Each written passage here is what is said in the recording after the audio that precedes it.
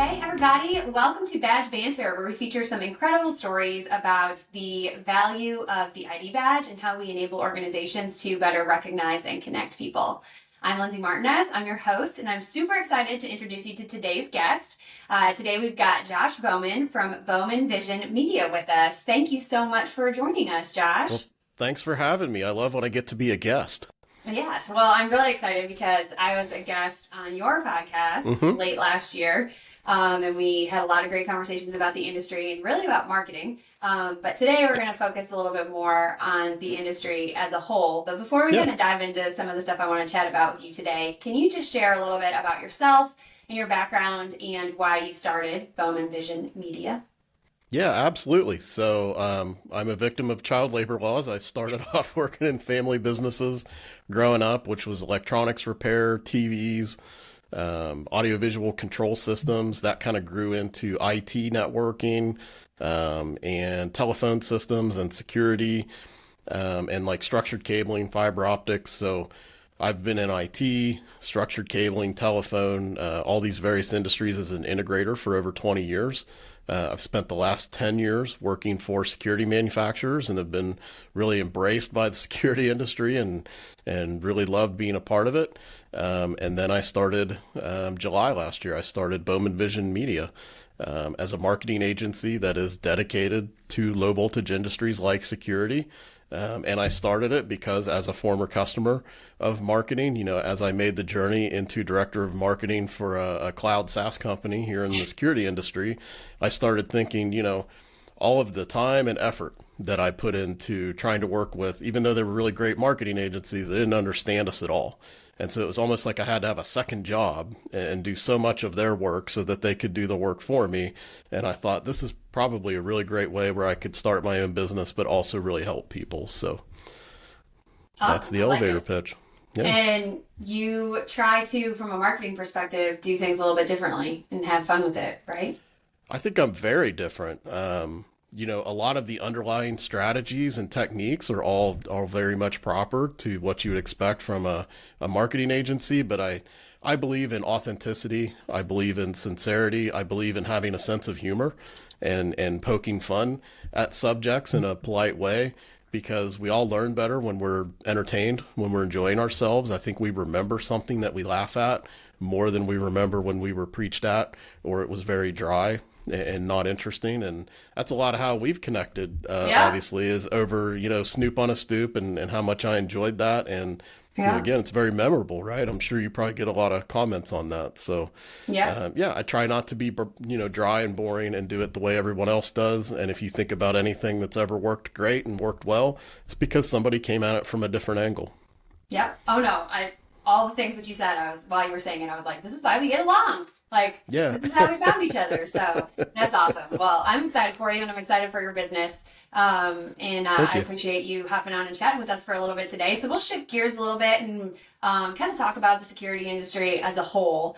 It's interesting because from a marketing perspective, I think that it's easy to get like wrapped up in buzzwords, and the industry does a really good job of embracing buzzwords, if you will. So what would you say the two biggest buzzwords are in the industry, in your opinion? And do you feel like they're just hype, or are these legitimate trends that people should be like really aware of and embracing?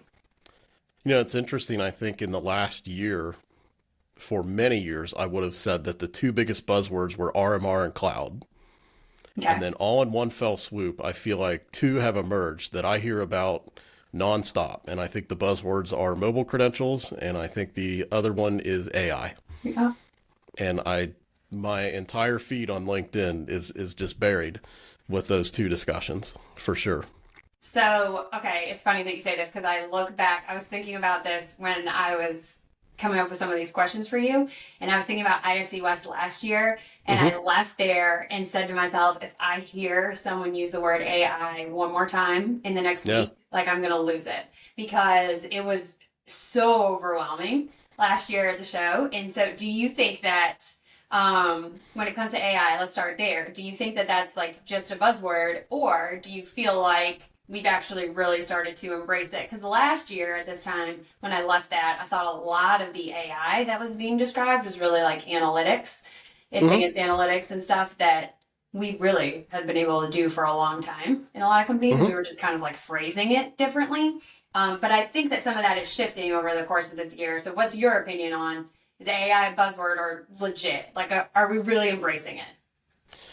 So I would say, if you looked at like, VSaaS and ACAS and these cloud-based technologies, I think we've lagged behind other industries. I think with AI, we've adopted it just as quickly as any other.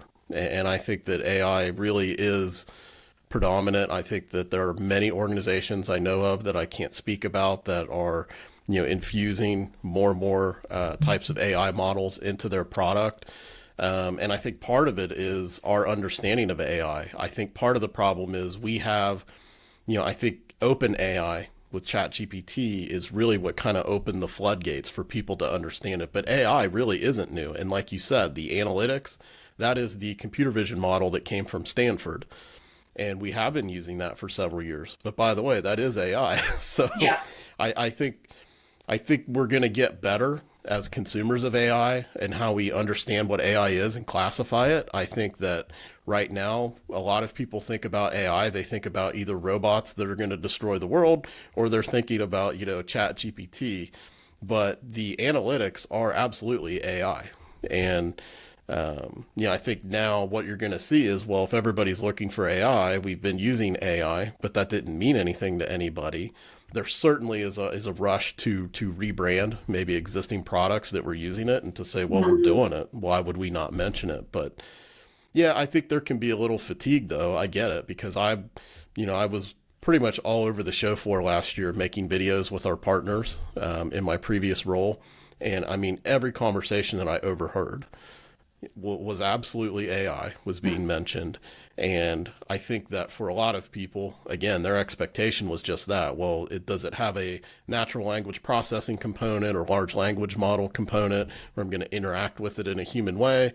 And then they kind of roll their eyes and, if it's not that, and then they don't feel like it's AI. So Yeah. I think it's very legitimate. I just think our understanding of it's going to have to Evolve. probably change and evolve a little bit.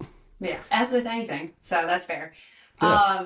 So your other buzzword that you mentioned was mobile credentials. This show is obviously called Badge Banter. So Hmm. we talk a lot about badges on Absolutely. this show, and both physical badges and mobile credentials. So clearly, mobile credentials is in the buzzword category. And do you think that this is like something that's still on the horizon, but people are really buzzing about it? Or do you feel like they're about to dominate and take over the market? I don't think that we should ever have one way to Hmm. do things. I think that customer choice is very important. It's paramount to me. Um, and, we kind of lump too many things together sometimes when we have that conversation. Obviously, if you look at like Phil Coppola, if you look at, Benji, even a lot of times they're discussing wallet very specifically. But as you know, like the Bluetooth approach has been around for over a decade Hmm. and I think can be effective as well. So I think there's a lot of little subcultures within that mobile discussion. I think Bluetooth is being forgotten about, but is still a very good technology and good approach. But I think that, there are like a lot of federal government facilities. There are a lot of places where, mobile is not likely to be adopted and introduces other challenges based on who owns the device and the control they have over the device and the level of security. And, I can't talk about them, but, I've worked with many federal customers that, they use badges not just to access a facility, not just to identify themselves, but to also provide logical access, Hmm. into the network. And these types of facilities and level of clearance are not going to then let you put that on your iPhone, your personal device. Right. It's there for a reason. So I think I could see it continuing to become popular. And Hmm. obviously, we all want everything that we do to be on our phone. There's a natural compulsion there, but I don't think it works for everybody. So it's another one. I think it is a buzzword. I think we hear about it a lot. I think there's value in that approach. I think it's a good conversation. So I don't want to say that it's a buzzword with nothing to it. Hmm. But I also think that anyone that tells you that that's the only way to go forward and that there's no place for the physical badge, I think that's bad advice. And I think that's sometimes we think about things in terms of the environments that we work with a lot, and we Hmm. don't necessarily think about all environments. And I One that I never hear about is from a more of a like a financial standpoint. We take for granted we live near a city, we're in middle class or above, no big deal. We can afford that $1,200 iPhone and the, however many hundreds of dollars we're paying for the family plan, for everybody to have access. But we also can't create barriers where, there are a lot of jobs out there where people are barely getting by and they're working in a facility that wants to use access control both for security, both for administration and timekeeping, verification. You're creating a barrier because they're not going to issue these minimum wage workers $1,200 iPhones and pay for their service. So are you saying that if you have bad credit, if you've fallen on hard times, there are people out there that can't pay their bill. So what happens when their mobile credential is tied to a wallet on that phone that they can't afford, that they can't use anymore? What happens when they can't afford, I've worked in software enough that even when you use something that's like a progressive web app approach, a flexible app, it still requires that the device you're using is supported by Apple or by Android, and there is a cutoff. So at some point, you've got to make that investment again, and these phones aren't really getting any cheaper. No. Honestly. So I think there's an exclusionary aspect to it, and I could probably feel, Phil and Benji rolling their eyes at me if they watch this. I understand maybe that's not the majority of people, but again, I think it's not a truly inclusive approach. If we start to say, well, that's the only way that somebody can interact with access control. So I think there's so many different reasons, so many different environments, whether it be security or financial or, I don't think mobile's for everybody. I think it can be great where it fits, but I think the physical badge is here to stay forever as well. And I think that what you're talking about, like you mentioned a couple of people, there's some very predominant voices who are very polarizing, and like very aggressive in their stances on it, just from a personality perspective. And some of that's like just their job. Like that's their job to evangelize mobile credentials or whatever it might be. So I get that. But almost as a whole, I think from a marketing and like how we phrase it, it has been so positioned as either or, and like, or this is where we're going and it will replace everything. And even people can make a case that like, I sometimes am a little bit extreme, but I've also been asked to be extreme on the opposite side in debate conversations and stuff like that, that don't necessarily reflect like my personal beliefs, which is, I very clearly believe that the badge has a place and it's here for a long, long time. And that there's all types of value in like the physical, the visual representation of who I am, and you seeing my name and engaging with me and, recognizing who I am and connecting with me on a personal level outside of the technology. There's elements like that we're not even talking about when we're just thinking about it from a technology perspective. But it's not either or, and we should do better as an industry of talking about it like, well, what's the best fit for the customer, or how do we create a hybrid model? And some of it's the extreme stance in wallet, from like Apple and your big players who are, if you're in on mobile, you're all in, and every device must support it and stuff like that too. Well, that's fine, but it doesn't mean that you won't also have a visual badge for some use cases, even if it's just visual security. So I think it's a marriage, that they're going to work together for a very long time. I would agree, and no shade on those that their job is to promote that. Absolutely not. Their job is not to. Their job is to promote what they're, employed by, and I'll use myself as an example. I was in cloud video surveillance and access control for 7, almost 8 years. It wasn't that I feel that on-premise has no place in this world and it's bad. Yeah. It's just I'm being paid to promote cloud. Sure. And so that's what I'm going to talk about. So obviously if I'm very vocal, I'm very visible, and I'm online and people are seeing my content a lot, that's the content they're going to see. So I don't have a problem with, people doing their job properly. And I actually do believe Phil and Benji and others do have a passion for it. Absolutely. And that's great. I just think, we simply need to make sure that there are other voices like you that promote the other side of the discussion. And I think both have their place. And I think anytime we talk about a hybrid where you can take the best of both worlds, I think there's always a positive there. Absolutely. I love that. So we talked a little bit about buzzwords, talked about AI, mobile credentials, but what's a trend or a change that you feel like is taking place in the industry right now that you think will have the biggest impact on end user customers specifically over the next 3 to 5 years? So I kind of feel like AI has moved beyond the future. I think it happened and it Hmm. happened quick. And I think we're going to continue to experience that. I'm going to be called tinfoil hat for a couple more years probably, but if you talk to Don Marone, if you read any of the stuff that I read, I mean, we are probably about 4 years away from AGI, which is truly autonomous intelligence. Hmm. And I think that that is going to absolutely change the world. And I'm an optimist. I think it's going to be great. I think it's going to fill a lot of gaps in our society. It's going to be very helpful.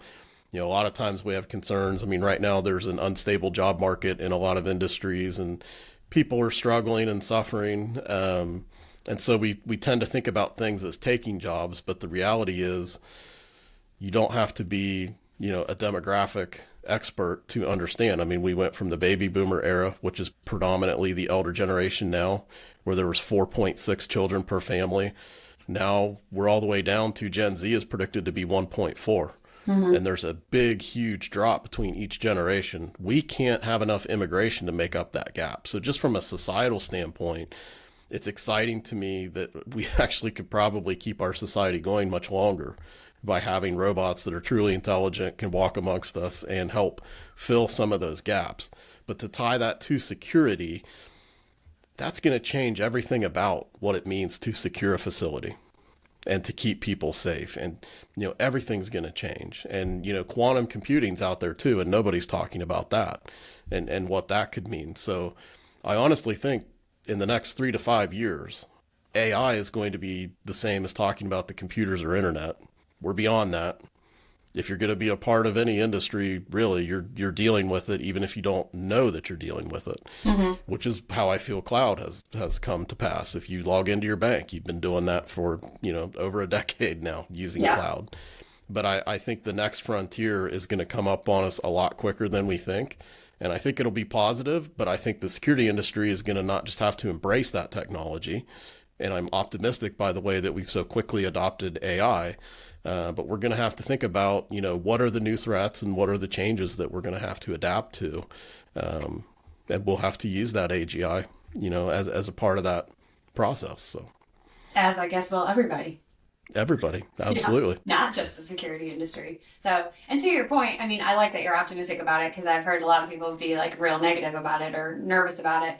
And while it may replace some jobs, there's also the other component of it. I mean, like how many new jobs will be created as in we don't even know about right now, like things that don't even exist.